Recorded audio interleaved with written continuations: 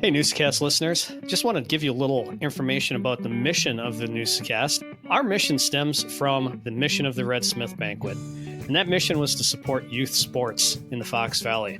Over the 57 years of its existence, we've been honored to give out over $1 million to various youth sports organizations throughout the Fox Valley. The Newsa-Cast is looking to continue that mission and support youth sports as well. You can help us do that by donating to the Newsa-Cast and the Red Smith Sports Banquet. On today's show, we're heading over to Kimberly. It's been a long time coming, but we sit down and we talk to the Kimberly Athletic Director, Ryan McGinnis. We get into more than just Kimberly. We talk a lot of baseball, a lot of Goodland Field. Man, we reminisced. It was a great conversation with Ryan.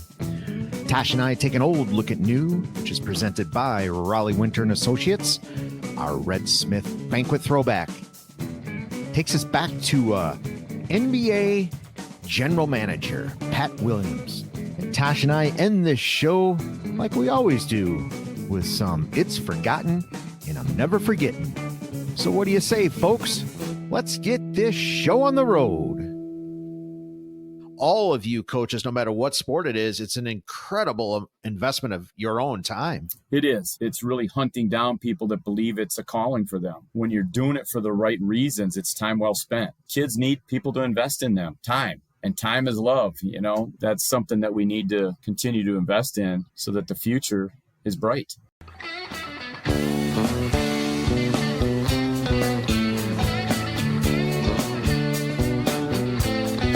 Welcome to the Newsa-Cast. What is a Newsa-Cast? It's where we bring local folk stories to life through conversation.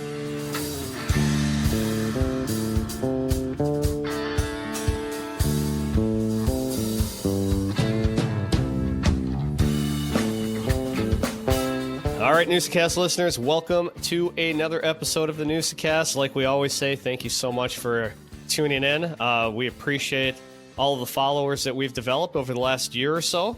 And we appreciate you tuning back in, and please tell your friends, tell your neighbors, tell whoever you see on the streets about this podcast as we, continue to have some amazing guests. Absolutely, Tosh. Yes, absolutely. The social numbers are slowly rising, so we appreciate that. People are watching the content that we're putting out there. Trying our best, folks, and we're always open to ideas, right, Tosh? People don't ever communicate with us. Remember, you guys can email us at the newsacast@gmail.com. I know you can direct message on any of the socials. Just shoot us a message. I don't know if you guys like us or not. I don't know, but we've had some pretty incredible. We had Snoop Dogg on last week. I know. Yeah, shout out. that was pretty funny, hilarious. Actually. As much as I hate the clock, I would be fine with the clock if Snoop Dogg told me what day it was every single time. So yeah, there we go. Taylor, right now, look what we did. Now it might be a thing. So how many days, Tosh? How many days till draft day? Don't care unless Snoop Dogg tells me. All right. Yeah, you know what? This week we have another excellent interview. We are going to look at local sports with local AD, Kimberly AD, Ryan McGinnis. And that's going to be a good interview. Yeah. He has ties. He went to Appleton and grew up in Appleton and played baseball in Appleton. And, his whole family has ties to the Appleton area. You've got that, Tosh, and then you've got the fact that he pretty much is the architect or the person that kind of started this run that the Kimberly's been on for, darn near 20 years now, right? Been a huge part of it for sure. Yeah. Yeah, he really has. So no, it's a cool interview.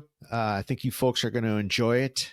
I've known Ryan as well, so I can't wait to listen to the conversations that he and Joe has. So, Joe, what's your week been like as we look? I know we have a lot of things to talk about, but I'll just talk and see how you're doing first. Yeah, not too bad, Tosh. One, I was excited. Our Carsey Blanton episode. Carsey's, if you haven't followed her, follow her on social media. She puts out some really, really cool social pieces that, just check them out. They're well worth it. But no, Tasha, I was like I had said earlier, just a lot of work at the post office. But Sunday, you and I, that's our recording day. We usually record Sunday night. And while I should be tracking down guests and maybe going to the grocery store or perhaps, I don't know, running a broom across the floor, no, instead I took in what any good American would do. Tosh, I watched a hell of a lot of football on Sunday and just enjoyed it. Just good old-fashioned NFL football. It's back. One of my boys, Owen, he came over. We had some Stuck's pizza, Tosh. You know, that was really good. Hey, speaking of Stuck's, so I've never had this before. They changed their menu slightly. We went with a special Jones special. I'm not sure who Joan is, but wow, was that fantastic! It's so right. delicious. I usually go with the Stuck special, but I may have to branch out. I was a long time Stuck special. I was a no brainer. And Owen said, let's try, he's had it before. He said, let's do this. I'm like, all right. So hand toss Jones special large. I went, I've been eating it all day, Tosh. It's nothing wrong with that. Your sauce. We love Stucks here at the Newsa-Cast. That's for sure. So yeah, we definitely do. Shout out Stucks. But no, other than that, I just, I enjoy the fact that it was football. That was pretty much the highlight of my week, other than doing the Newsa-Cast. But how about you? Anything exciting going on? Well, I'll tell you what. I'm still trying to wrap my head around this new job as an associate principal. But I did get to supervise a couple events. I saw supervise the Oshkosh North, Appleton North soccer games, JV and varsity on Tuesday, and that was a thriller. Appleton North scored in the final 2 minutes to tie it. At Titan? So, no, they actually played at Oshkosh North. They have a turf field now. Oh, do they really? Where's that located? Yeah, it's right across from the high school. The old field there is now turf? Nope, they still have the old field, but they put in a soccer, football turf. So it's a nice, intimate little field. Yeah. Not really big enough to hold like the football crowds yet as far as their grandstands, but a nice little facility. The soccer game was fantastic. It was a battle, and they battled it out to a tie. So that was good. I'm learning soccer. I'm not. Neither of my boys played soccer, so it was interesting. But a good tie, if a tie is good, Oshkosh North is playing pretty well right now, and Appleton North always has a good program. So it was definitely a battle. Then Friday. I got to supervise the Oshkosh North Manitowoc Lincoln game, and Oshkosh North just blew them out of Lake Michigan. It was not even close. It was 45-7. Wow. So they're on a nice little run. They played Ashwaubenon nice, lost that game, but then they beat Oshkosh West. Then they beat Manitowoc Lincoln. So nice little role for the football team in Oshkosh North as well. Speaking of football, Tosh, we did the Newsa Minute on this, but the Apple Bowl, you and I talked about it last week a bit, but that happened on Friday night. Wow, what a freaking game. And I should have stayed an official for one more year because these guys have a hell of a schedule. I tell you what. I mean, they worked a Kimberly game, they were at a TV game, but they worked the Apple Bowl. I'd say they had to be sore the next day, Tosh. 1,050 yards, 92 points. FVL beat Xavier 48-44. I mean, late in the game, there was a fumble late by Xavier, and the FVL got the ball. But 1960, the rivalry goes back to, and that's a great rivalry. Yeah. Wow, what a game though! 1,000+ yards. Man. Are you kidding me? 92 points. That's just nuts. That's going to be. FVL is looking good. And they're going to come through that conference and hopefully make their run into the playoffs. Yeah, they're playing fantastic. It's a fun team to watch. They have a lot of excitement. They have a quarterback who can sling it, and they have some receivers who can go up and get the ball. They're going to be tough to beat. I think they're on the road against Wapaka this week, so that'll be a good game for them as well. Well, check out the Newsa Minute. I'm sure Paul will send us that. I mean, this past one was about the Apple Bowl and. Yeah, he always the way it works, Paul sends us whatever's kind of hot for that week, and if FEL stays hot, I'm sure there'll be more Newsa Minutes because Tosh, everybody wants to get on the Newsa Minute on the YouTube, right? The Newsa-Cast YouTube page. Yeah, absolutely. You can see this mug for yourself. And then obviously we have to talk about football, the Packers, and fortunately that was a battle as well, and we hope that we get some good news from Jordan Love. He's going to be out for a few weeks for sure, though. It looks like an MCL sprain is what they're saying. Yeah. Hopefully he's a quick healer. Yeah, it was just a tough play. His leg got pinned. I mean, that's not an uncommon injury, and it sucks. But that field sucked though for football, didn't it? Oh my gosh. I know there's a lot of people complaining, and I don't know. You want to see the game being grown, but is it at the expense of our players? And, I would be saying the same thing if it was a player from the Eagles that got injured like that. That field was tough. Yeah. The field wasn't really, I don't know. It's not made for football. It's J.J. Watt, I think it was, kind of laid it out perfect when he talked about it was made, and he's absolutely right. It's different poundage, different movements are going, different size spikes are going through as a soccer player to a football player. It's not the same. The wide receivers maybe have some of the similar movements, but you tell me there's no lineman play in soccer. So I mean, the field gets dug up, it's used different. It's a whole different thing. The NFL doesn't seem to care a whole lot though about the field. I mean, there's some of their Super Bowls, if I recall, have just had might have to blow a Fox 40 Taylor, but shitty fields. Yeah, I don't know. It's going to be interesting to see. These guys are getting paid a lot of money in their profession, and we have to protect them. We've talked about protecting in football as far as helmets and equipment and, tackling and different things like that. But, a big, huge concern is the field. Yeah. That's where your legs are, and your legs are important in any sport that you play. So, hopefully we get some good news that he's not going to be out as long as some people think. And he's a quick healer, and Packers have, 3 weeks here where they kind of have a schedule that's could be favorable. So we'll have to see what happens. But besides that, we got to talk a little bit about an event coming up as well. We have some exciting football in high school coming up as far as games. We have Nina has been playing fantastic. They're rolling. Kimberly's rolling.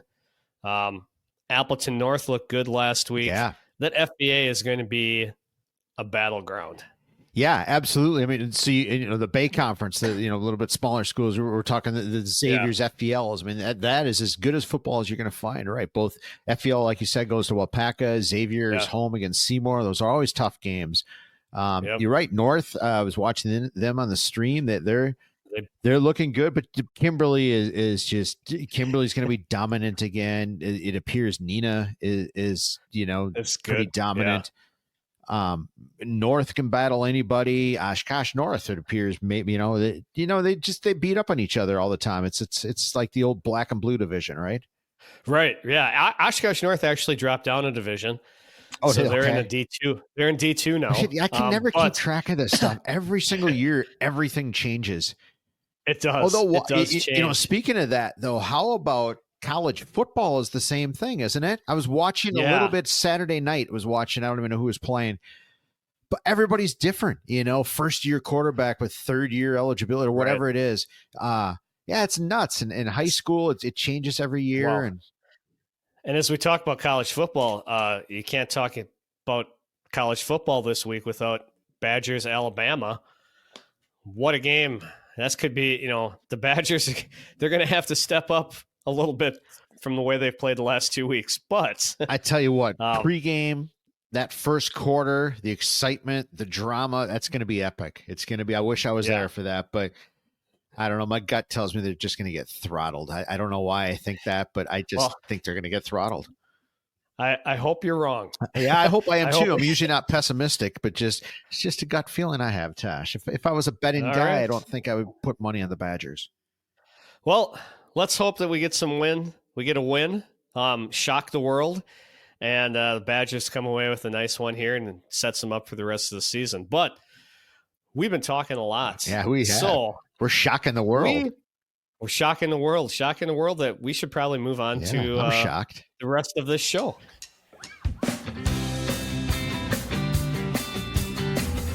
It's that time again, once again, for an old look at new. Brought to you by Raleigh Winter and Associates, celebrating 55 years. Did you know that in 1962, an Appleton junior high school teacher with a strong work ethic started a residential realty company. His name, Raleigh Winter. 3 generations later, the Winters still hold true to a strong work ethic and an excellent reputation in the community. Today, Raleigh Winter and Associates remain actively involved in providing retail, office, and industrial users an affordable, well-designed working environment through the creation and/or acquisition of quality real estate in the Fox cities and even beyond new. So what do you say? Let's take an old look at new.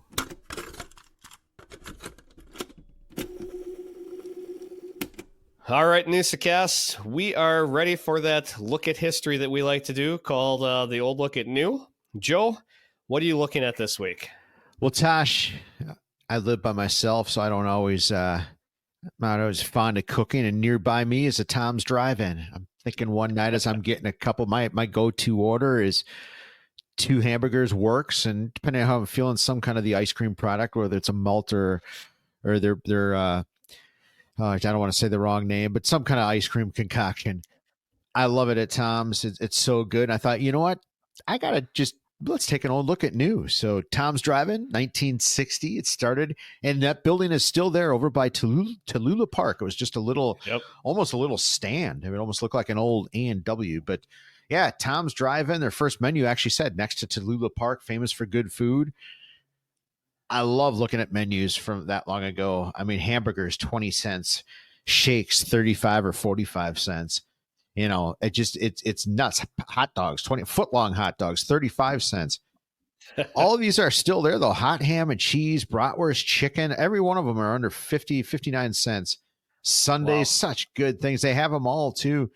They did not, though. Here's a surprise. And, breaking news. No cheese curds in 1960. And that's one of my go-tos at Tom's is cheese curds. All right. But anyway, they expanded through the years. I'm not going to go through all that. Their website is awesome. If you type in Tom's Drive-In, take a look at their history. But I remember it's weird with Tom's. One of the things I love, like, do you remember them at different locations? Like, I will remember the one, and it's not there anymore, but Northland and Oneida Street, northeast corner. I think it's like a Dollar General or a dollar store now. Okay. That was a Tom's Drive-In back when I worked at the movie theater, the Mark 1 and 2 back in the 80s. There was a Tom's Drive-In there. But they've moved all over the place. They're really kind of cool themed now. Yeah. But their food hasn't ever really changed. I mean, just the Tominator is classic. I mean, it's just all really, really good. Their fish is legendary. A lot of times on Friday, I'll grab just the perch witch, or I'll just flat out get their box perch dinner. It's as good as anywhere else. But 9 locations. I think the newest one is attached to a Holidays that's up on the north side of Appleton. So absolutely, heck yeah, Tosh, I'm ready for Tom's right now. But I got to first hear, what are you taking a look at in the old look at new? Well, I'm going to go back to September 9th, 1951. And on that day, there was an actor from Appleton, or not from Appleton, from Wisconsin that was born in Lodi, Wisconsin. This actor attended UW-Madison, appeared in all kinds of musicals.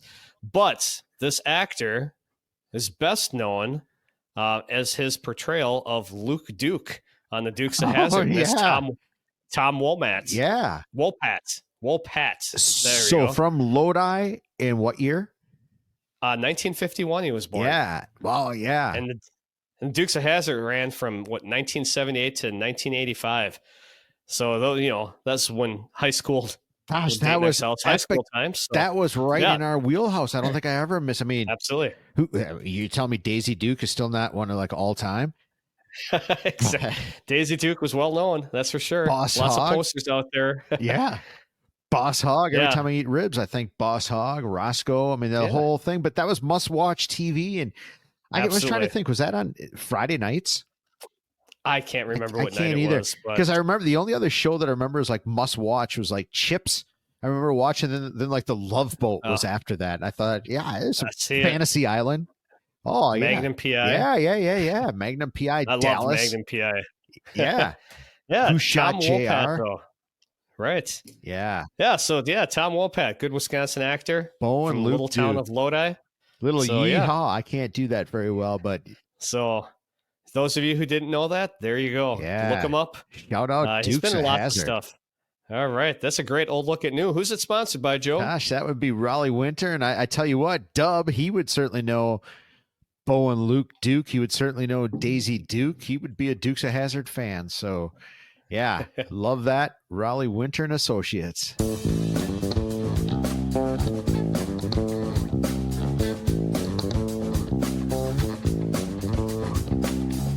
Because I have 1,000 questions I want to ask you. It's an incredible story. I love your family. I mean, I've literally known, the McGinnises of a lot of my life, for sure. Certainly starting at Appleton West. I mean, your brothers and sisters, all great athletes. Your dad, in fact, your dad, one of the things I wanted to say to you was I officiated for a long time, and your dad, right in the very beginning, said something to me that always stuck in my head.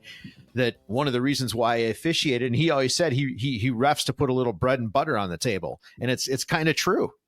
Yeah. Oh, yeah. Yes, he did. That's for sure. He refed a lot, right? In your growing up. I mean, you guys were just, you guys are literally a crazy sports family. I mean, you all excelled and love sports with a passion. Yeah. Yeah. He refed a ton. And, oftentimes, I'd go with him. My brothers would go and, shoot at halftime or be on the sidelines of the football games. And yeah, so he did a lot of weeknights too, middle school stuff, Pop Warner stuff.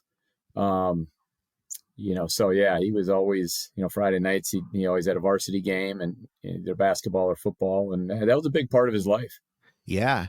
Sports has changed high school so much because, I mean, in those days, right, it seemed like most of the officials were teachers or in education, right? They always, it was kind of their second job. They were good at it. You always had officials, but the games were different. They were right after school. I mean, I remember when I went to school right before I got to West in the 80s, they played, I'm pretty sure the varsity played at like 4:15 at Einstein, a varsity Friday night football game, because there were no lights. Yeah, right. They did that, or they did Saturday morning. Yeah. I remember that too. Yeah, I remember going over there on Saturday morning occasionally when he'd have a West game. He didn't have many because he taught at East, but right. Yeah, that was fun. Did you always know you were going to get into education or into athletics, coaching at pretty much your whole life? I mean, you had no other choice, right? Well, I tell you what, I think I always wanted to coach. I think I knew that. And then teaching, I think it was a profession. I certainly respected teachers and looked up to them. And, but coaching for sure, growing up in Appleton was such a blessing for me personally, for our family too, but being in a minor league baseball town and being at Goodland Field darn near every day, that was special. I mean, I grew up very similar to you. It's certainly with Goodland Field. I mean, how lucky were we to have that ballpark? Is looking back with Fox City Stadium, it's how crappy of a ballpark that was, but it was the greatest place on earth. Yeah, no doubt. The ballpark was so special and we were so blessed. And I think what added to it was people. It was the ballpark, but it was people like your dad, like Mike Reese, like Milt Dreyer. Yeah, Milt. Bob Lloyd. Yeah. It was just people that were around that park were just salt of the earth people. And that's what the Red Smith Banquet was built on. It was to give back, to provide opportunities for kids through sports. And that type of servant mindset was instilled in us early, and that was just part of who, Bud Kinky, doing the groundskeeping and, then in the people that he developed that became major league groundskeepers. It was just something else. It's funny you say that. That's one of my favorite things to bring up, and you're the perfect person. It's incredible how many big league groundskeeper are from the Bud Kinky tree, right? I mean, Barney Lopez out with, whatever version of California Angels they are these days, but he's been with that club forever. Odie, Bud's son, has been with Cleveland, right, for forever. I mean, I know Barney's brother, who I think passed away, had the Minnesota Twins spring training complex for years. I mean, it's incredible how many people are around. Yeah, I mean, it is. It's Rick Rash, who I call Homer because he was the mascot for the Foxes. Homer in probably like 78 and 79. He had the Houston Astros spring training complex for a while. Bud Kinky was a difference maker for sure. And our city had a lot of those, and so we were blessed to be recipients of those, and hopefully, can now do a little bit of that in our own ways. Yeah. You're so right. I don't know if people really understand how lucky we were in Appleton. I mean, the city, the rec department would come around, they drag the elementary infields, right? I mean, baseball, there were so many. You had Stu Laughlin, who was a former big leaguer, teaching you how to run the bases. You had, your Appleton T League, all then you played all right, Little League through, and I wanted to get into it a little bit. I mean, your high school career in Legion, I mean, you guys had some incredible teams through those years, but you came right up through Little League, Babe Ruth, all of it. Yeah, absolutely. I mean, and those experiences were special. The T League championship was played at Goodland Field, and I was fortunate enough to be able to play in that. And I was probably 6 or 7. And I had bat boyed for a few years by then, so I felt like it was my home. And this is no day. I should be playing here, and this is I'm in my element. And then Little League was so well done at the different. I was a Linwood Little League player, but there was Kiwanis and Hoover and whatever all the other parks were that supported Little League, depending on what side of town you were on. And then Babe Ruth and Legion, and through that, just so many people that gave back and made an impact. And then being able to play at Appleton West for Coach Erickson, that was very special because, I wasn't a super player by any stretch, but I was blessed to be part of a great program and great teams. And, without that, I don't think I'd have been able to play the level of college baseball that I was able to play, because I think they overlooked some of my deficiencies, saying, hey, this kid's playing on a great high school team. He must be pretty good, and then playing in the Legion program, what Don Hawkins doing so much for that, and Mrs. Hawkins, who just passed away recently. And you were part of that for a number, when I was bat boying, you were a part of that, so those were neat times. Memories are flooding back. I remember because Hawk is the one. I mean, what a special guy that was. I mean, I feel like he was one of the people that truly taught me baseball. He taught me how to score baseball. 13 years old. I can still remember him biking by my family home in Division, stopping. My dad was out in the yard, and he'd say, Joe, do you want to score for post 38? Just you sit in the dugout and you Joni sets up the book. But I learned baseball that way by just, scoring. I remember, you were the bat boy. Oh, that was such great memories. Yeah. Well, and that was the part of being around people that were baseball people. I mean, I would go to, and I loved the game. And part of the reason I loved the game was the people who played it, and being in the clubhouse of Fox's games early on. And I collected baseball cards, and it's just the stories of all the different people. And at that age, I didn't understand it all by any stretch, and you never would at that age. But Larry Doby Jr. playing for the Foxes, and his dad being the first American League African-American player, followed Jackie Robinson, who was the first National League. And but just so many of those stories, and then watching the game and sitting in the old bullpen, at Goodland Field, and sitting in the dugout at Legion. I remember, bat boying for Legion. I'd come from the Foxes games a lot of times. I'd go watch batting practice, and then I'd head over to a Legion game. But I remember trying to pick signs from the other team, and then I would pick up rocks to see this is how many pitches are going to be thrown this inning. I'm going to guess at how many, and then each pitch I'd throw down a pebble, and see how many I had left. And so you're studying the game at a young age and trying to figure things out and hearing different things and seeing reactions from people and how people respond to different situations. And all of that stuff helped kind of form who I am, and that's what sports, I believe, is about, whether it's baseball or some other sport. It's just such a great roadmap for life and adversity and resilience and teamwork and sacrifice and all that stuff.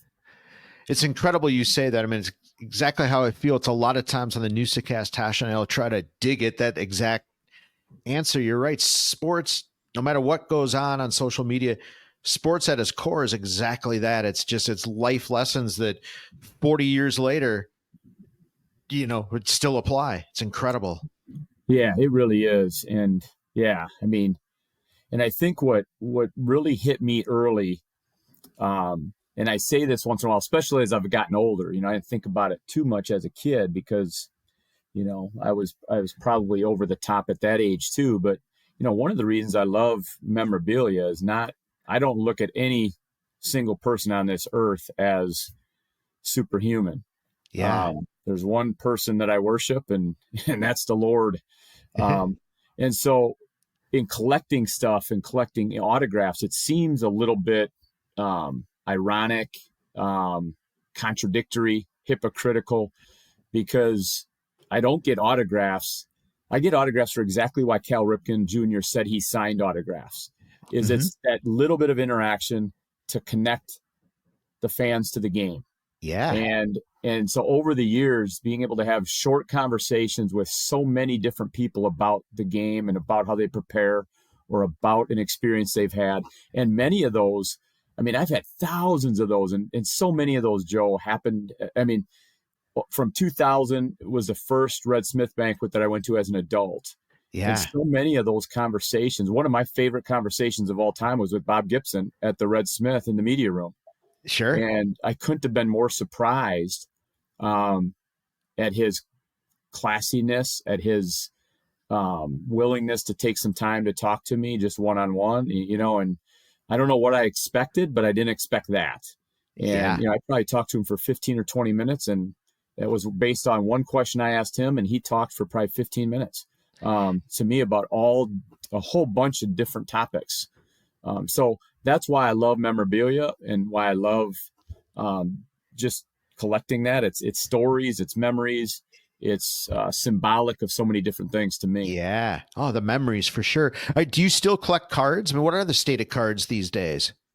I do collect cards. The state of cards, I'm not even sure I know. They're very expensive. The way they sell them now is not anywhere like they did when you and I were kids. You go buy a pack of cards for, I'm sounding old now, but right now it's all about the insert and one of ones or, different auto cards or relic cards or different things like that. And I'm more into just the base cards, and I like the different cards. What they do that's pretty cool for the last, 10 years or 10 or 15 years is there's so many different cards, when you and I were growing up, there's tops and maybe upper deck. There's tops, and then Fleer and Dunris came out. So there's 3 Harold Bainses that you could collect, or 3 Ron Kittles. Yeah. But now there's so many different ones, and they're so well done. But yeah, cards, it's hard to get little. One of the things I've always done as a coach, because one of the reasons I got collecting cards was there wasn't video back then.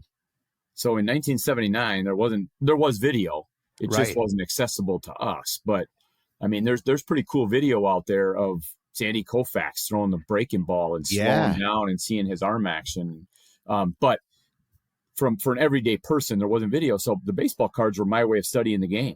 Yeah. Trying to figure out different techniques and mechanics of the game, of the swing, of pitching, of what guys are doing with their bodies. And Billy Ripken teach you anything? Yeah. I already knew that word. I don't use it, but I didn't. I already knew that word by that time. Growing up in a clubhouse, I knew all the words. Yeah, I'm sure. So I'm thankful. I'm thankful that my parents. I still laugh at that, and I'll tell people that once in a while. I just can't believe, my parents were an old school family. My dad was a teacher. My mom stayed home and just a salted to the earth woman. Yeah. And you think, man, they let me go in the clubhouse every day from when I was about 4 years old on. That's probably not the ideal scenario for a little boy to be, but it really is, because you figure things out and you start to gravitate toward how you're raised, And it was pretty neat, but that's where what a life experience. Yeah. So many good life experiences and so many recollections and so many things that help me identify right from wrong. And, but that goes back to, you just realize at an early age, these guys are human.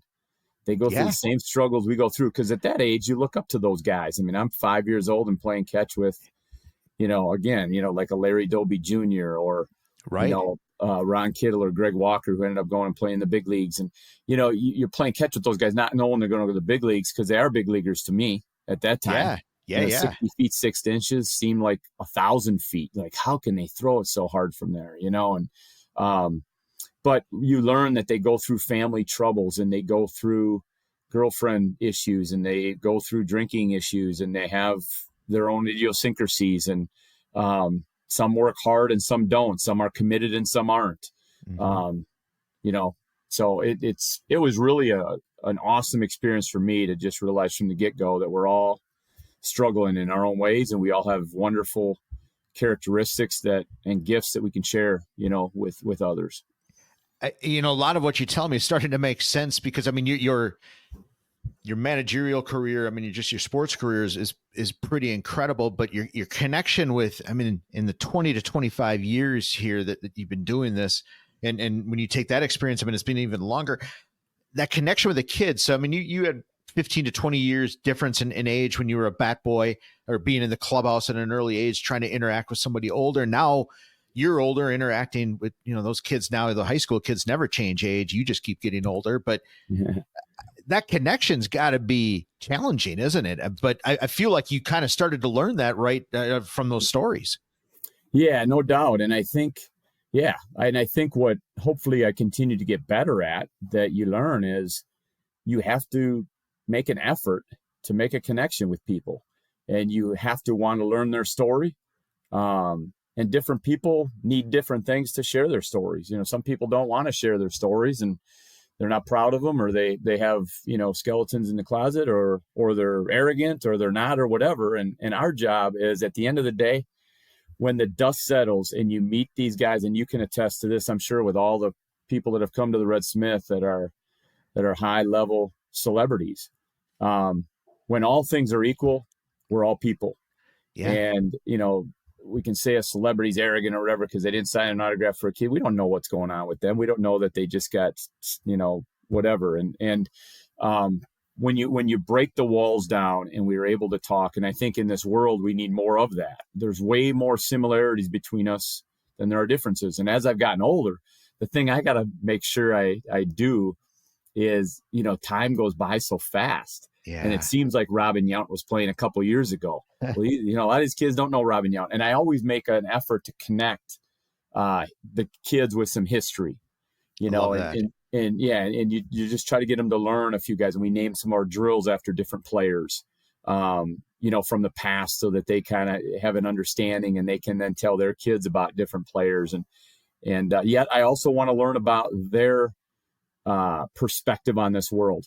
Video games are a bigger deal, and gaming is a bigger deal. And, obviously social media is a bigger deal. So they teach me a lot about that. And it's understanding people and getting to know them, and, understanding what makes them tick, understanding what they love, what they have a passion for, and then building on that.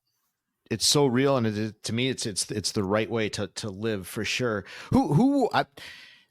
Being in the clubhouse certainly were influences. I mean, and your coaches, for sure. I mean, do you have, I know you have tons of influences, but anybody that you haven't even mentioned yet, that just kind of help form some of this thinking and outlook on life? I know time certainly helps develop an opinion, but yeah, obviously my parents, but as far, my parents were just so solid and played off each other so well, and just instilled. I think the biggest thing my parents did for us kids was, it wasn't about results. It wasn't about if we won. It wasn't about if we got 6 hits. It was all about effort and how we treated people. And I think that's a big deal. And that never wavered. They were no happier after we won a state championship than they were if we lost a game and whatever. But, again, I was fortunate. Coach Erickson was phenomenal. My college coach, Coach Morey, who I then coached in college, was phenomenal. But I think when we're talking about kind of what we're talking about in Appleton, being around the ballpark, it's a small world, and I don't want to take up too much time here, but I'll tell this story very quickly. John Bowles was the manager of the Foxes. Yeah. And so I think it was 83 or 84. And that team had Kenny Williams, John Cangelosi, Al Jones, Ron Karkovice, Ed Cedar, who was a longtime third base coach for the Brewers. And John Bowles was the manager. And prior to that, I mean, Adrian Garrett was the manager, Duke Sims, a bunch of these guys who had played in the big leagues. And John Bowles I had never heard of. Well, about midway through that year, and so at this time, I wasn't bat boying as much as I had been because I was in Little League and bat boying for Legion and just a ton of different things. Right. And so when I'd go to those games, a lot of times I'd sit out in the bullpen, and the bullpen was just a little break-off chain link area down the left field line for the Foxes and down the right field line for the opponent. And most of the time I would sit with the Foxes, but a lot of times I'd go to the opponent if they had a pitcher I knew. Steve Norita came about midway through the year and didn't know anything about him, but met him, kind of had a Tom Selleck type look, good looking guy, was super nice. And he threw about 78 miles an hour. I don't know what he threw on the radar gun, but at that time it was only the jugs gun, but it wasn't much. And anyway, and I struck up a relationship with him. My mom met him in the grocery store right across the street from Goodland Field at Mike's Town and Country. And kind of understood who he was based on, me telling her about him. And she invited him over and made him lasagna one night. So we had him over for dinner a few times. So John Bowles, Steve Norita. Steve Norita is an unusual name. Now, you would think the story's made up, okay? So fast forward that. So I'm around that team all year. They had a phenomenal year, bunch of stars, a bunch of guys that got into baseball development scouting and so on. I go to St. Xavier University, and I recruited them. They're an NAIA school in Chicago. And how I recruited them is another story, but I made a call to a bunch of colleges. Well, I call them. I end up going there, and I'm a first baseman. And so it is the fall of my freshman year, 2 weeks into fall ball. And I go into Coach Morey's office for a meeting, which we often did. He was a real strong communicator. And I'm sitting in the office, and he gets a phone call. And I'm looking up on his wall, and I see the name John Bowles. There's a John Bowles Award. And I'm like, that's interesting. And on that, one of the winners of that award was Steve Norita. Oh, wow. And Steve Norita, I'm like, there are not many Steve Noritas. Like, what the heck's going on here? He gets off the phone. I'm like, Coach, John Bowles, doesn't happen to be the guy that managed for the Appleton Foxes? He's like, yeah. He's a godfather to my daughter. I'm like, no way. He goes, he started this program at St. Xavier. I'm like, really? What? And I go, Steve Norita, did he pitch? He goes, yeah, he wasn't much of a pitcher, but Roland Heeman knew him, loved him, had him signed just to play some minor league ball so he could get into front office work. Well, Steve Norita ended up being a longtime director of minor league operations, I think, for the Phillies, for probably 20 years. Yeah. Well, John Bowles and Coach Morey, my college coach, they played for Gordy Gillespie at Lewis University and won some national championships. Gordy Gillespie was one of the all-time winningest coaches in college baseball history. He also coached football at Joliet Catholic, Coach Rudy from the movie. Yeah. Rudy, who went on to Notre Dame. But that to me is the epitome of baseball is a small world. Yeah. And so I kept in touch with Steve Norita over the years. And reconnected with him after I played at St. X, while I played at St. X, and he just couldn't believe that I was there, So it's cool stuff, man. Small world. What a great story. And you bring up a great name, Roland Heeman. I mean, what a guy he was. Oh, one of the best. Absolutely. Yeah, I miss him. And they're all, and Milt Dryer. Boy, some great names for sure. Is being on the baseball field, being a coach, being a manager, is that your happy place in life? Is that where you want to be? Yeah, I love it. Yeah. Love it. Doesn't compare to playing, but it is awesome. It is awesome. Yeah. It's the next best thing to playing for sure because of what you're saying, what we were talking about before. You build relationships with these guys and you feel like they're almost, your second set of kids, and you put, each of you invest a lot in each other, over the years, one thing that hasn't changed is we ask our guys, if you do these two things, there are going to be no major issues. And one is you got to work hard every day to be the best you can be individually. And two, you got to work hard every day to make this program be the best it can be. Sometimes that means cleaning the field up. Sometimes that means helping a teammate. Sometimes that means taking a role on that you don't agree with. You think you should be playing, but you're keeping the pitching chart. And, so those are two things that we ask kids to invest in. And what we invest in is trying to make every kid better individually and every every day we try to make the team and the program better collectively. Yeah. And so that's what we owe to the kids that we coach. And again, as we look back, or as I look back, as we've already talked about some names, that's what our coaches did. That's what I was raised with. Coaches that came together to practice organized, and they worked hard to try to make us better, and they gave us opportunities to play. You know, you think of, was it Jack Gerholt? Yeah. And his granddaughter goes to our high school. She's one of the top tennis players in the state. She's just an awesome person.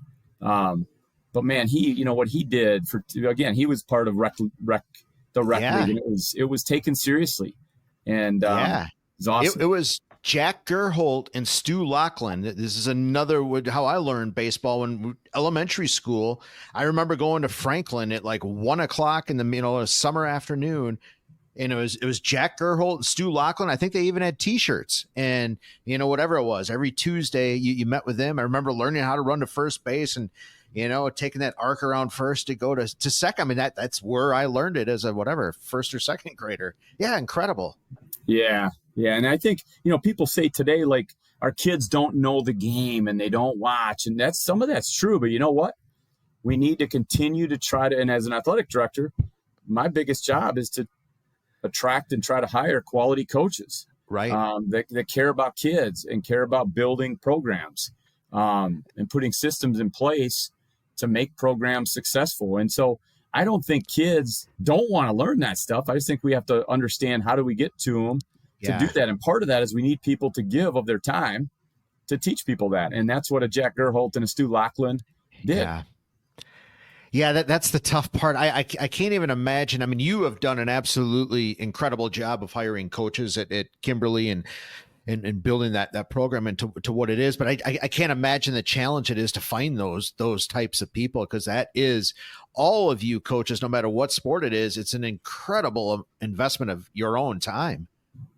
It is. Yeah, it really is. But again, a part of that, I believe it's really hunting down people that believe it's a calling for them. And it's a lot of time, but when you're doing it for the right reasons, it's time well spent, because kids need people to invest in them. Time, and time is love, so that's something that we need to continue to invest in so that the future is bright. Right. The early days when you get to Kimberly, I mean, I was trying to think of just a tactful way to, I mean, it's incredible. It's unbelievable, the story of Kimberly sports. I mean, I go back to, I remember, Appleton West, frankly, would just walk all over them back in the day, right? Kimberly was just, you won the Kimberly game, except maybe a Jack Whippick coach basketball team maybe would be challenging. But, the program was headed in the right direction, and you appear, and it just feels like, one, you definitely followed the blueprint of finding the coaches, the Myrons, the Steve Joneses, whoever, Jorgensens, whoever were all hired right in that early time period, yourself in baseball, but it was all the sports. It was volleyball. I mean, you truly stuck to that blueprint. You knew that going in. Was that basically where that was point number one you wanted to attack, was just get that coaching staffs of all these sports in order?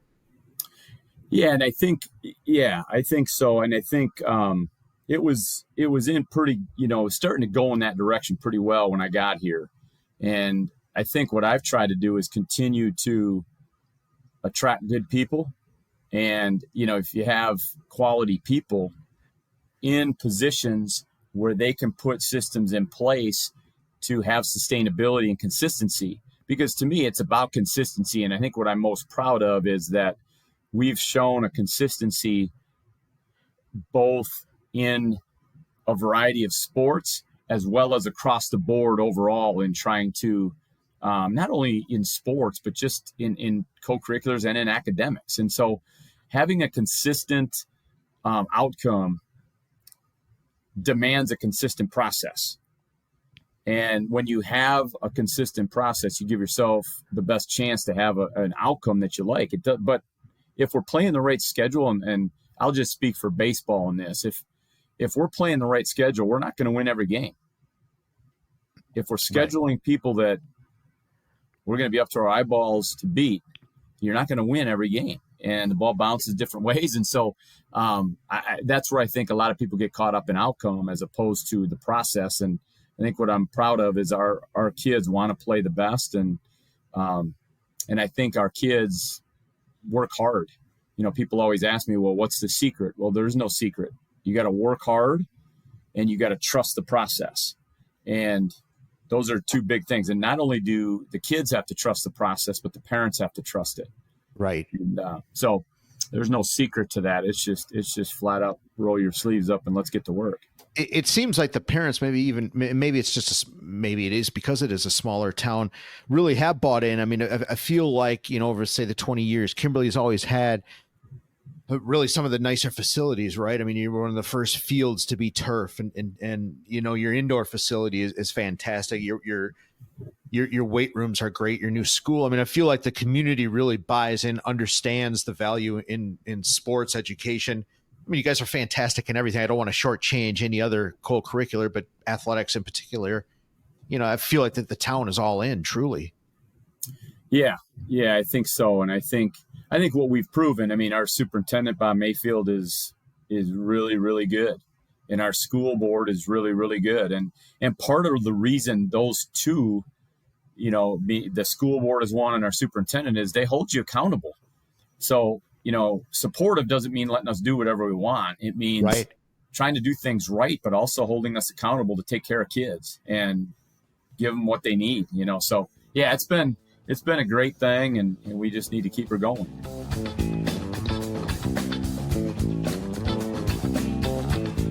Hey, Newsa-Cast listeners, help us grow by subscribing wherever you get your pods or sharing the Newsa-Cast.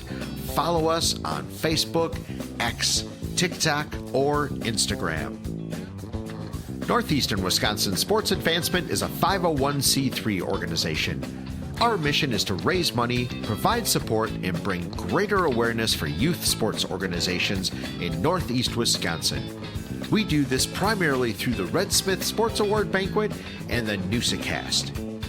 Each year, we give back to the community through 3 initiatives: the Every Kid Plays Grant, the Gives Back Initiative, and scholarships to student athletes.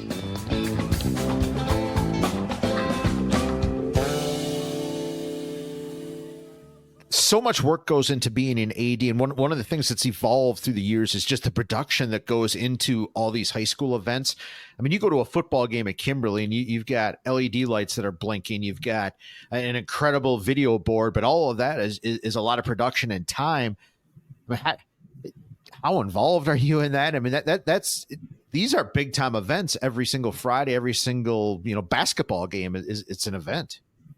Yeah, it is. And there's a lot, I'm involved in that quite a bit, but there are a lot of people that are involved. And so what I try to keep a pulse on that I think is real important in my role is that nothing gets taken away from the game because you're there for a game, but it's also an event. So we want the community people and the kids and the opposing team to have a great experience when they come. And so trying to blend that all together takes a lot. And so we just have a lot of good people that help with that and a good crew of tech people that know what they're doing. And we continue to learn. And that video board's been a huge addition. But really what makes it special is, and our student section, I think this year has been as good as any in the past memory, so that'll be fun. The biggest part of it that needs to happen is there needs to be energy brought from the students, from both schools, and the adults from both schools, positive energy. And you can have every other fancy gizmo and gadget, but if you don't have that, then it's a tough deal. So we've been fortunate in that way that we have a lot of positive energy. There's a special buzz with that. That's a real thing. I mean, it's probably the one thing I miss not officiating is walking on Kimberly's field and just, feeling that. Some of these at the high school level, those stadiums, there's a buzz in the air. Yeah, that is cool. I appreciate you saying that. Yeah, that's a real thing. I got to ask, a few years ago, what's the story with the K? Did somebody actually cut the K out of the middle of the field and steal it? Just a portion of it. Yeah, not the whole K. Okay. I don't even know what it was, like 2 feet by 2 feet, and big enough to damage it and have us have to have it replaced. Yeah. That's nuts. I mean, I don't get people sometimes. That's for sure. And Well, you guys have the benefit to that, the only positive probably that came out of that is we never found out who, but our security cameras were aging, and so that pushed the envelope to get new security cameras out there. So we have really, really good security cameras out there now. Because we leave that open to our community, the track and the turf, and it's open to our community to use. And that comes with some worry and concern by me at times. Yeah. But it is a good thing, and it's probably the way it should be, where our community can use it. But so those security cameras have helped a ton.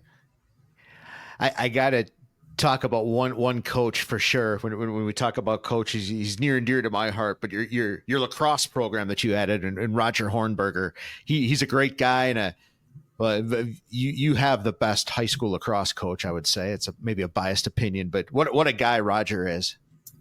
Well, yeah, I'm biased on that too, but hands down, he's not only the best lacrosse coach, I would say that's hands down. He's one of the best coaches in any sport, anywhere, because he blends again, one of the questions I get kind of frequently is what makes an elite coach? And I don't think there's one answer to that, but I do think there are a couple characteristics that you need to be an elite coach in my mind. And one of those is a passion for people. A second is a knowledge of your sport, an extreme knowledge and of the sport and a passion for the sport. And then the ability to weave and connect those two to make the individuals better and the entire program better, including the youth. And Roger is phenomenal at doing that. And he's not afraid to make hard decisions. He's a really good leader of people. He's collaborative. But man, he is absolutely, but that's what I mean by one of those guys where he spends a ton of time. And if you asked him, is it a sacrifice? He'd say, not a sacrifice, it's an investment, and he loves it. And so that's what I mean by that's a calling for him. I mean, he's meant to do that, and he's got a high powered job and very successful at that. He's going to be retiring here in the spring. But he is just an awesome individual and someone that I've gotten to be pretty close to in short time. I've known him 4 or 5 years, and I feel like I've known him for about 20, and I have a great deal of trust in him. And our relationship is pretty strong. Yeah, I have the same type of thing with him. He's an incredible guy for sure. I mean, he's one of the guys that basically taught me everything about lacrosse and was very instrumental in my son Owen playing lacrosse. He was his coach for a lot of years, and I reffed some lacrosse games with Roger, and yeah, he's I'm glad that he got Kimberly. I mean, he helped with the youth program, getting that started, even when they were, kind of part of the Appleton club. It was great. I think getting back a little bit to the success of Kimberly, and I think I see this in all the sports. I mean, the youth program is pretty solid, whether it's baseball, football, lacrosse. I mean, they all have solid youth programs. That's got to be, as an AD, and that's certainly got to be pleasing to see. Yeah, no question. I mean, yeah, I think it is. It's critical. I mean, it's a lifeblood of any organization. We go back to the Appleton Foxes, a minor league organization, which pretty much was started by Branch Rickey back in the 40s. Yeah. A minor league organizational system feeds the major league system, and a youth program feeds the high school program. But what a Roger Hornberger understands, and a lot of our coaches understand, is it's not just about the high school program. It's not about that youth program feeding the high school. That's one branch. But the other is you're just helping develop these youth to help find their passions, to help instill some of those characteristics we talked about, or further instill them. So mom and dad aren't doing it alone. And so, yeah, we're blessed with that. And Kimberly, for sure, we have a great community that believes in youth programs. Yeah, you definitely do. The Bulldog program, a special shout out to them. That's an incredible. That's been for a lot of years. That's as good as the Appleton Pop Warner. I mean, they're right there, and really one of the reasons why the AYFA in Appleton was started was because the Bulldogs were so successful in doing it correctly. The shot clock in basketball. What's your thought? Do you think there should be one? Absolutely. Yeah. What's holding it back? I mean, why is there no shot clock? I think the smaller schools really don't want it. That's my understanding. Is Division 3, 4, and 5, and I think as a general statement now, and there are probably some of those schools that want it, but I think by and large they don't. And I think the large schools do. And so maybe it needs to be something that the large schools have and the small schools don't. Yeah. But I think that's okay, right? I mean, there's nothing wrong with that, is there? Nothing wrong at all with that. Yeah. But I think as large schools, we absolutely need to have it. Yeah, absolutely. I agree. Are you always fighting for Kimberly? I mean, when it comes to these seedings for all the sports and all that, I mean, is it, you hear, I don't really know how these meetings work when it comes to seedings and things like that. I just feel like sometimes you guys just have to fight tooth and nail for your team, or is it more civil? Well, some of the sports now are computerized, so that takes the human element out of it, which I'm hoping that they go back to some human element, some computer. I think a good dose of both is probably the right recipe. It's never going to be perfect, but I think all computer is not a good thing. Right. But yeah, I think for the most part, it's pretty civil in the ones I've been part of. I think sometimes, you get that gamesmanship and I just get, I'm on the one extreme of that. I just am not a fan of any type of gamesmanship. Right. I think you go in there and you vote and you try to figure what the best team is. And, I think sometimes people scheme with brackets and figure if I give this team this seed and this team this seed, then we won't run into them until later. And maybe I don't try to do that because I'm not smart enough to figure all the different scenarios. But yeah, I just overall, it's pretty civil. I never thought about that. Now the computer is now starting to generate all that stuff, isn't it? Yeah. And it should be, it's gone slower, I think, than anticipated by the WIA. I think by now they want it in most sports, but it's only really in girls basketball, boys basketball, and football. Sure. So I think eventually, hopefully it goes, but again, I say eventually, I hope it goes to like baseball, softball, soccer, but only if there's a human element to it as well. I think you need to factor that. Right. Do you ever get frustrated with the WIAA? I mean, I feel like, especially with, and maybe it doesn't affect Kimberly a ton, but I feel like there's so much conference realignment. I feel like I never know what team is in what conference anymore. It almost changes on a yearly basis. Yeah, I definitely get frustrated with the WIA, for sure. I think, football realignment, football conference realignment, which started with with the FVA when they did that years ago, that was done to us. And I didn't think that was done right whatsoever. I think that was just very wrong. And that's in the past. But I think what I'm probably most frustrated with the WIA right now, and they have a tough job, and the people of the WIA really respect and like. Mm-hmm. I think Steph Hauser's doing a great job. Mel Dow and Tom Shafransky and the list goes on. Of the people that work there, I have a lot of respect for, and I don't envy the job they have. But I just think we need to be more proactive at looking at things. One of the things personally that frustrates me is I think we need more contact with kids.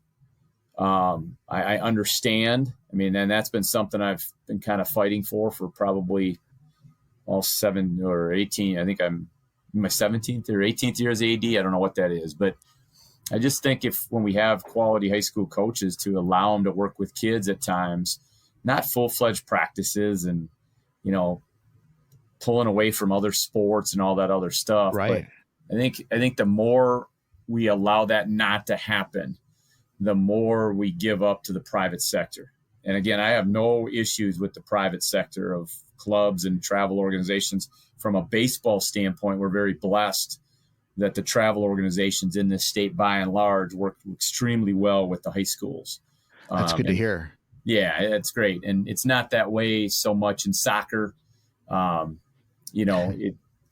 different sports have different relationships. By and large, I think we're still in decent shape, but overall.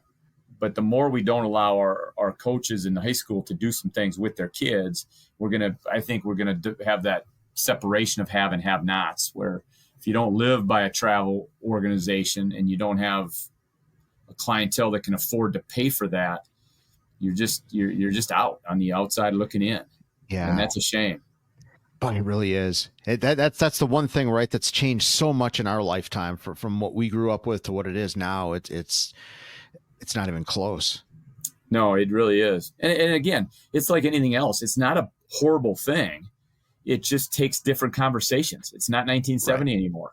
Right. You know, when the open gym rules were established that you can just roll out the balls and open the gym and kids would come, that's not the way it should work anymore. And it frustrates the living daylights out of me to sit at an open gym and not be able to help kids that are doing things glaringly wrong or don't have the know-how of how to break up a workout, you know. And the one thing I like about it is it forces kids to be creative and take on some leadership roles. So it's not so driven by adults. But for us not to be able to have a little bit of hand in that and to help kids continue to grow and develop, I just think we're falling short.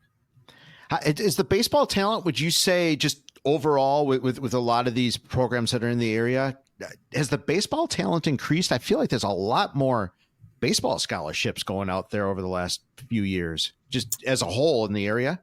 Yeah, no question. It is. Yeah, I think there's a lot of really good players in our state and in our area for sure. I mean, I still love the fact that our conference always has been one of the stronger conferences in the state. Yeah. And I think competition really improves development.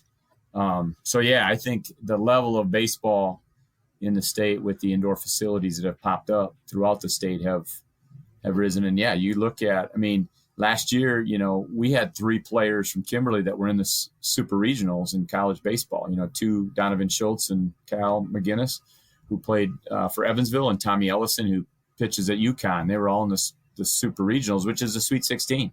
Yeah. You know, that's tough to do. And you look from this area, the number of guys who've gone on to play Division I college baseball or a high level of Division II or III or NAIA baseball. I played NAIA, like I told you. So it's not just Division I baseball where it's at. There's a lot of really good programs. UW Whitewater is a high level program. And so, we have a lot of really, really good baseball players in this area. Did you ever give thought of I'm a great high school manager, high school AD of one of the best high schools in the state, but do you ever give thought of or was it ever a dream to be a professional manager, work your way up the minor leagues, anything like that? Yeah, when I was younger, I mean, I certainly thought of that. When I was coming out of college, you know, going to St. X, and so I talked to then John Bowles, who managed the Foxes, went on to be the director of player development for the Marlins for a long time. And he actually was a manager for the Marlins. And he was only a second manager who never played professional baseball, Ted Turner being the other one. Yeah. Now, since then, there have been a few others. But so I talked to John Bowles and possibly was going to get into scouting or player development. I sure interned with the Foxes the last year at Goodland Field, which was a blessing because, like you said, I felt like Goodland Field was heaven on earth. Yeah. And I could not believe they were going to tear it down and move to a different location. And then when I worked there all summer, it was 1994, and that's when they had A-Rod and Raul Ibanez. Oh, what a year. Yeah, what a year. But it was clear that with 8 urinals in the men's restroom and 3 toilets, and in the women's restroom 4 toilets, that wasn't going to cut it. No. You know, if we wanted to survive and keep a team. And so it was really it was almost like God was putting me there to say, hey, you can rest easy now. This place has had its time, and now it's time to move on. And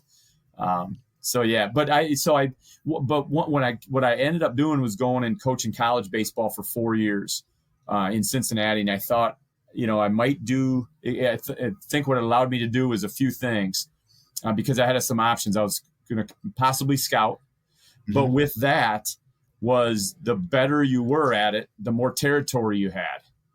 And I'm not too short on confidence. So I said, man, if I'm going to be a scout, I'm going to be a dang good one. Yeah. So I'm going to end up with a ton of territory, and I want to have a family. Yeah. And then I thought about getting into player development and stuff, but you know, I was not a executive type mindset guy. I had a job offer with the Timber Rattlers to run their snake pit store. Oh yeah. But I didn't love that because that wasn't really baseball. Yeah. You're around baseball, but you're not dealing with players and, you know, the game. Right.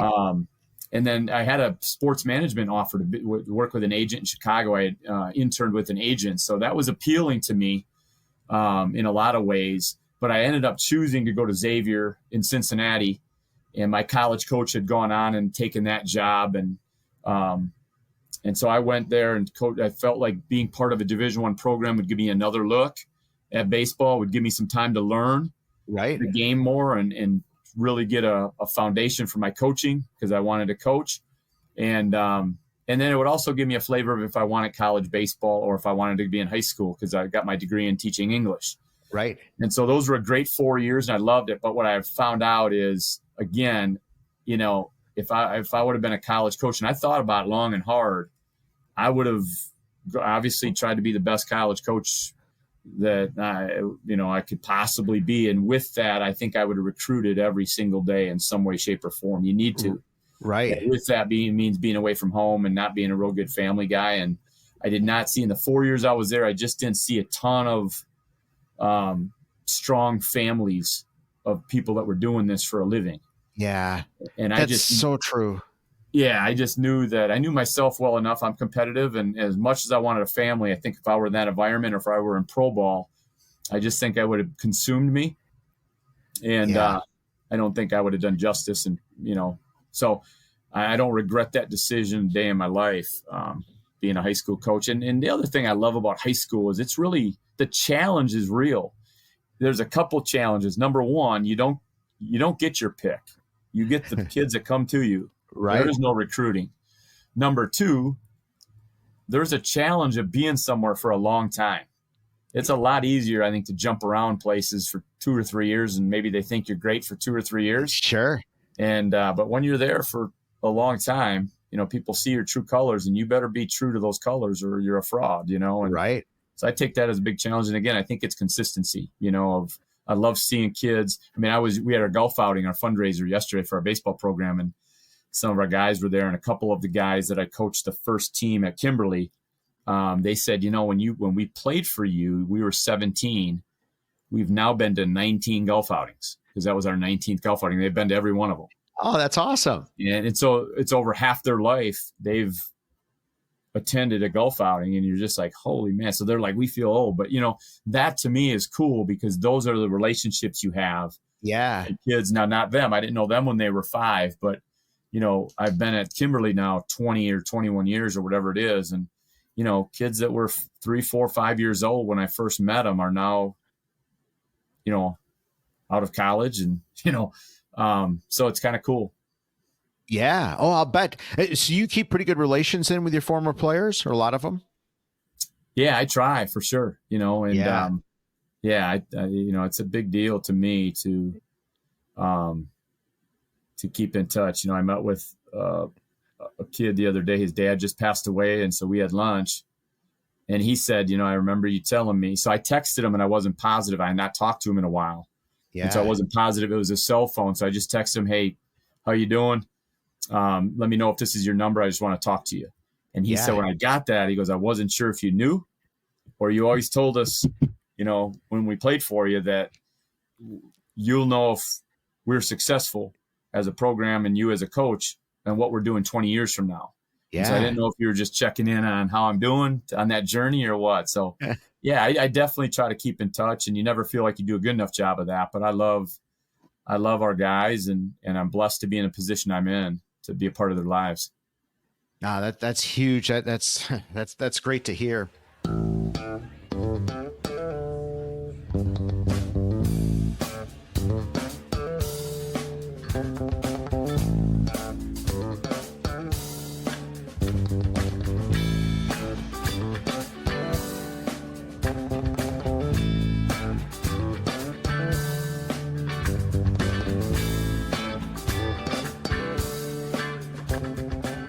I want to be super respectful of your time. I could literally have a sheet full of questions yet, but man, this one, it was awesome, because I mean, like I said, I've known you forever. Some of these great stories, you've triggered so many great memories tonight. It's thank you for that.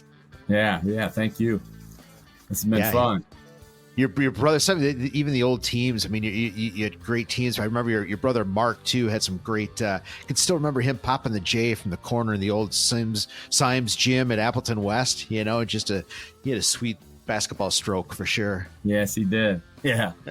No, I appreciate it. I appreciate you, Joe. And like you said, man, we've known each other for a long time, and I remember you being so consistent in that Legion, keeping the book when I was bat boy. I loved it. And you were at Fox's games a lot, doing that same thing. Yeah, you know, I don't know when you started that or ended, but I just remember seeing you and talking to you a little bit, and you were pretty quiet, back then. And yeah, I've actually always had a shy personality. I don't know why I do a podcast, but maybe trying to knock that shyness out. Yeah, well, you do a great job, and I appreciate you taking time to have me on.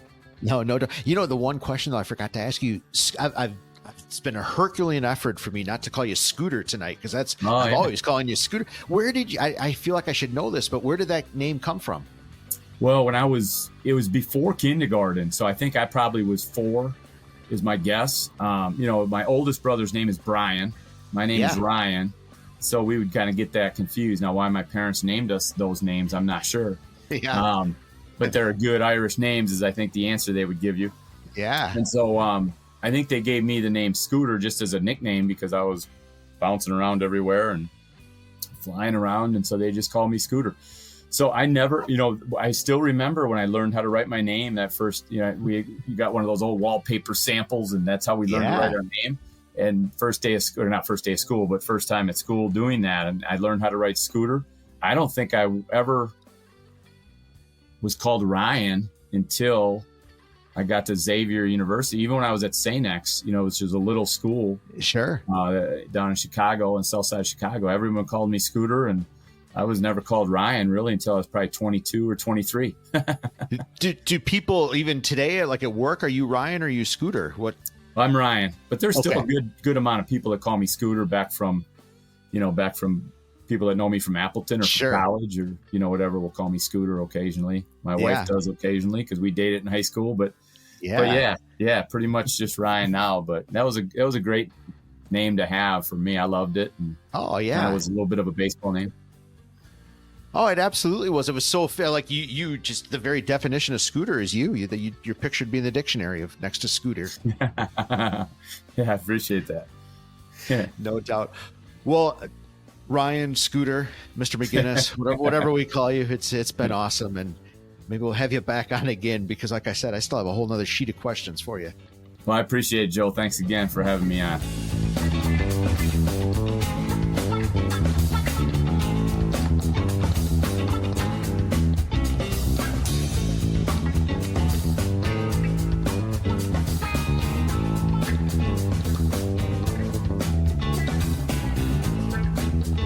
All right, folks, it's throwback time. Red Smith Banquet throwback time. We go back to 2005 when we brought in the Orlando Magic president, general manager, Pat Williams. He was the 2005 Nice Guy Award winner.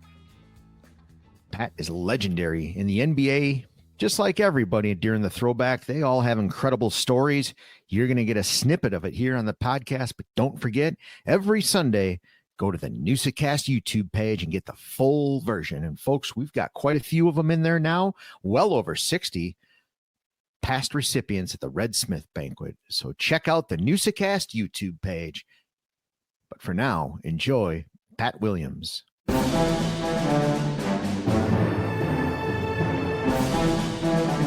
Red Smith Sports Awards. Banquet Throwback.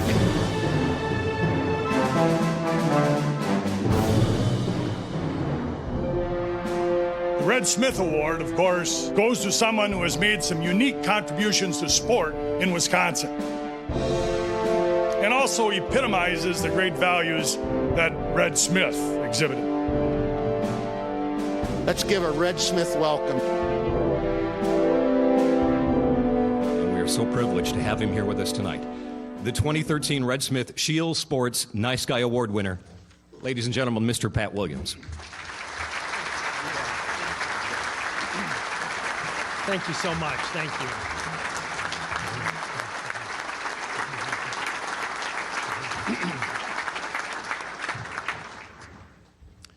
It's nice to receive a plaque that my dentist will approve of.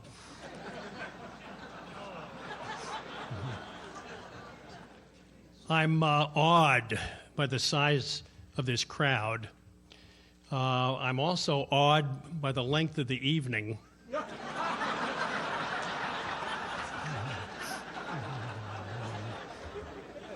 But I'm glad to be here. I didn't think I was going to make it. I Had an old football injury flare up over the weekend.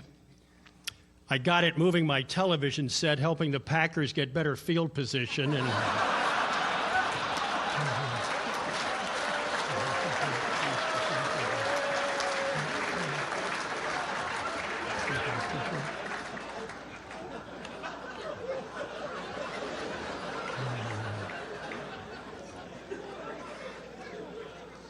but I had a marvelous trip to Green Bay today, and Mark, the head honcho, just gave us a whole inside look. It was wonderful. And the state is suffering. I mean, you live and die with your Packers, but I grew up in the Philadelphia area, and I grew up a great Philadelphia Eagles fan.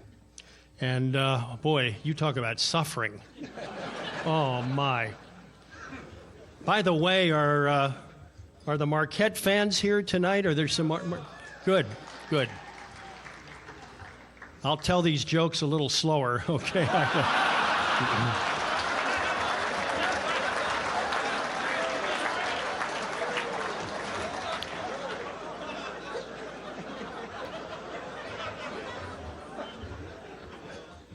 I always wanted to play football, but I had a severe handicap that prevented me. I was born with a neck, and so I turned to baseball. I played at Wake Forest. I was a catcher, and boy, I wanted to play pro ball really, really badly, Goose, which I ended up doing. In the one club bidding for my services, the Phillies signed me.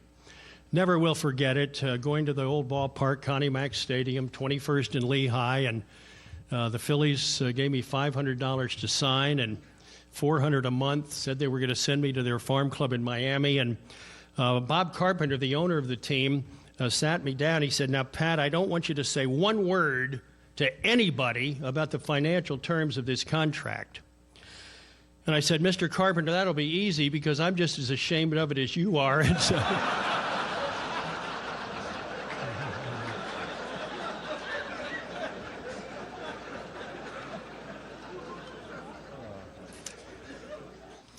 I do want to just tell you for 1 minute about my trip up to Green Bay today. I've so often heard about Lambeau Field and the tremendous Packer following, and it was a real treat. Mark showed us every nook and cranny, and I've been thinking about that all afternoon, the greatness of those Packer teams and this incredible devotion of fans throughout the United States.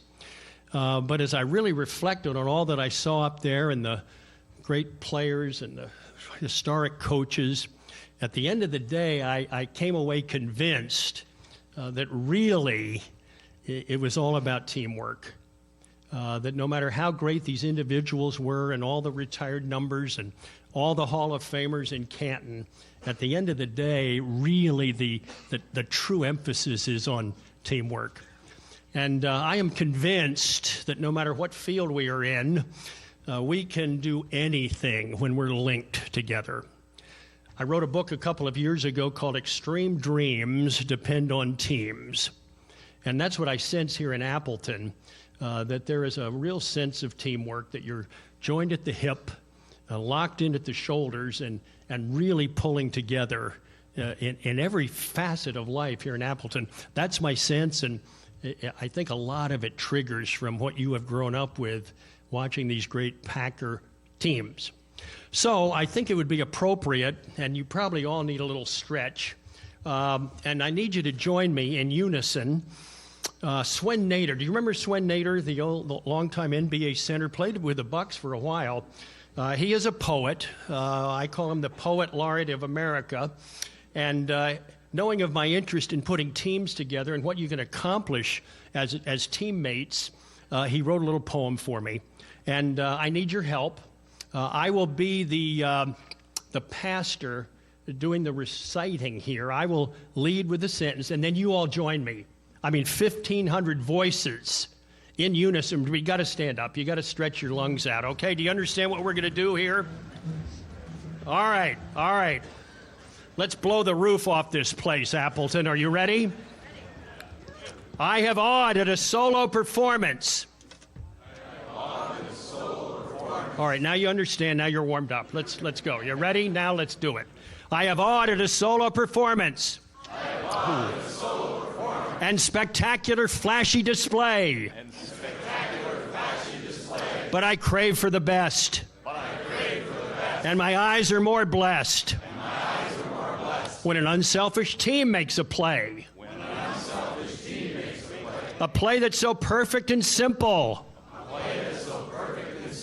With the weaving of roll with a roll. Every piece partly seen. Like a fine-tuned machine. And you notice not one but the whole. Like an orchestra tuned to perfection.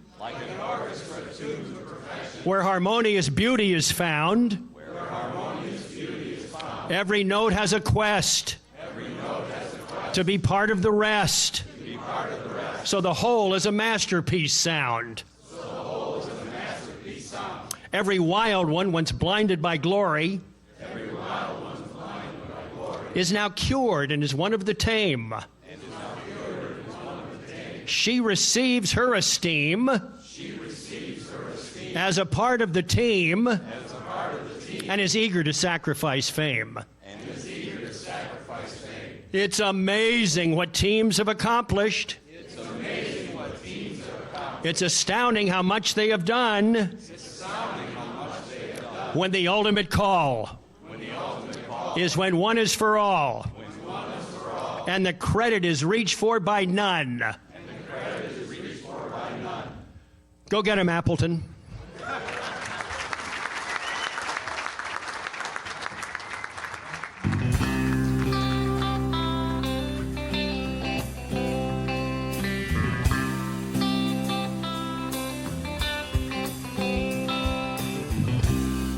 All right, Tosh, another good throwback. Remember, folks, you can get that every Sunday. You get the full version of the interview. This week, Pat Williams. But we've got quite the library built up at the Newsa-Cast YouTube page. And if you'd be so kind, hit that subscribe button. That is the hardest number to raise. It's a subscription number, Tosh. I just want you to know that.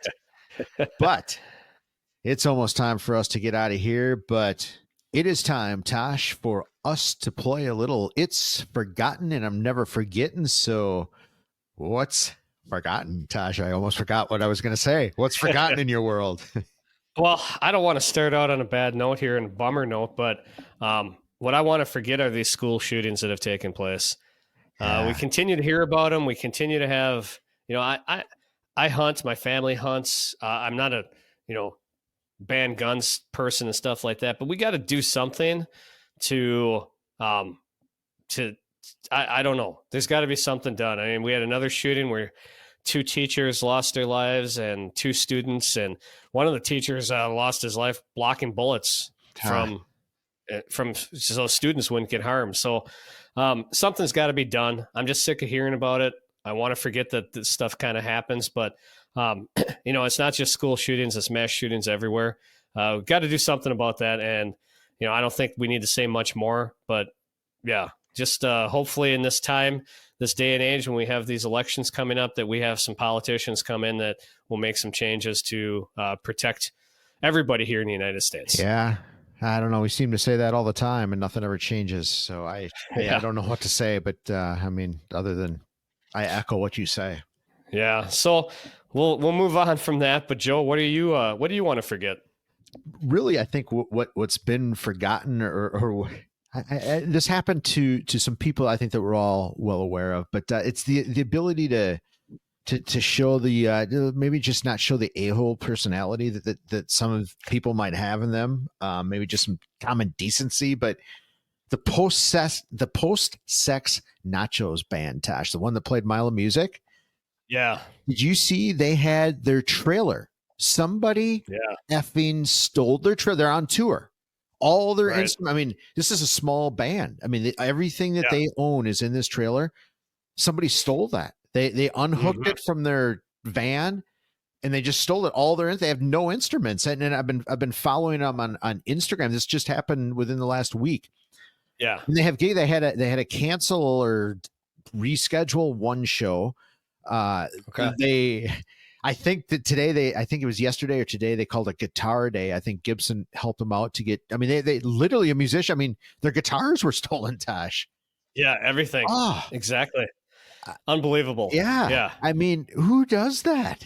I mean, seriously, who does that? I feel so bad for them. I mean, I can't even imagine. No. And they're having a great summer too. I mean, playing Lollapalooza. Yeah. Obviously playing Mile of Music's got to be a highlight, right? Oh, no doubt. As far as we know. Yeah, as far as we but yeah, that's terrible for them. And they're not the first band that this has happened to. I've heard that with a couple other bands also having trailers ripped off in parking lots at night.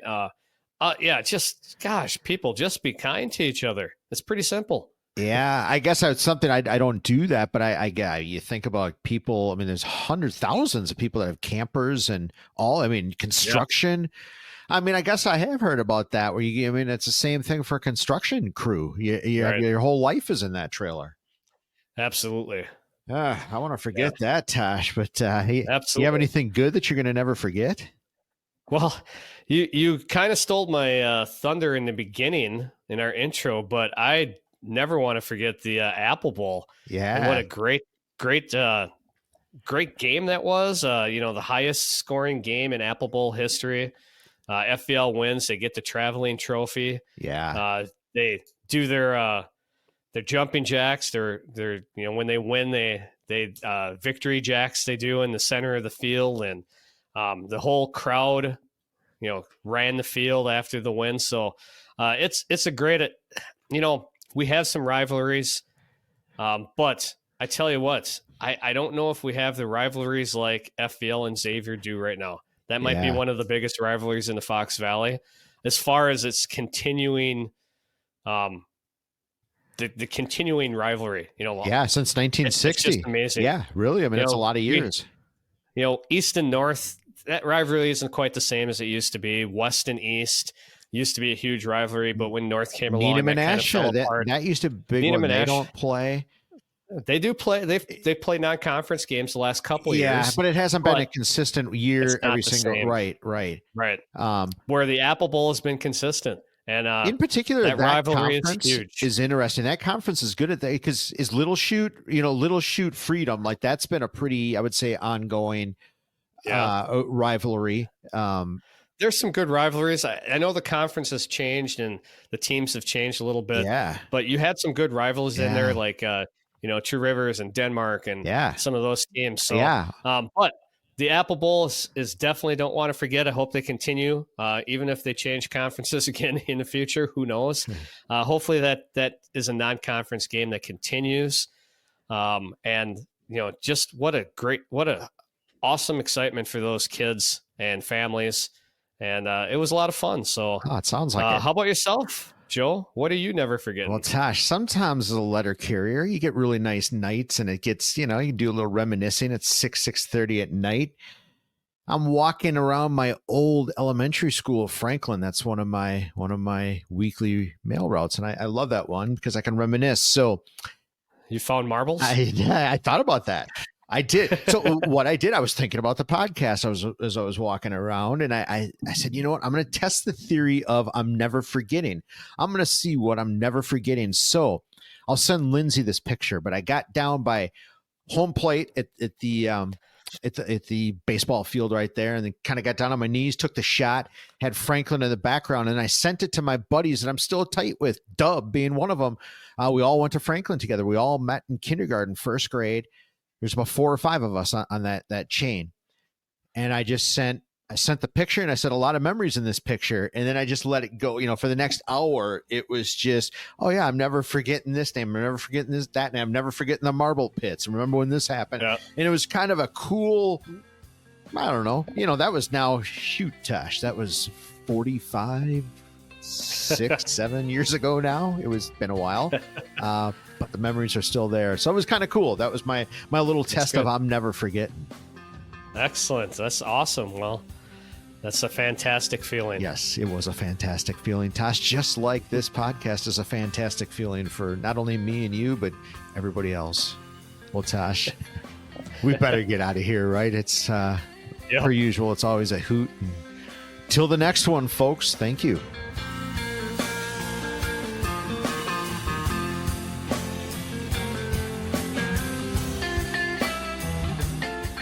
Thank you for listening to another great episode of the Newsa-Cast. We'd really appreciate it if you hit up our social pages, subscribe, like, follow, and don't be afraid to engage. Head over to our YouTube channel to get exclusive content like the full interviews and speeches from the past Red Smith banquets.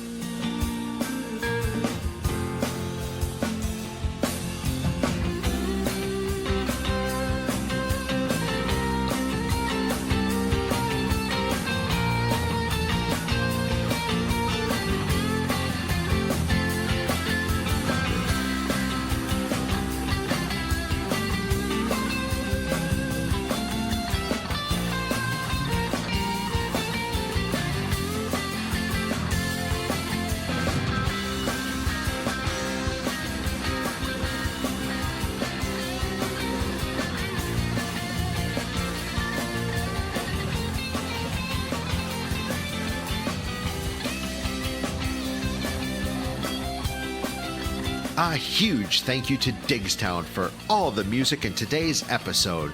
Catch a gig or find them on Spotify.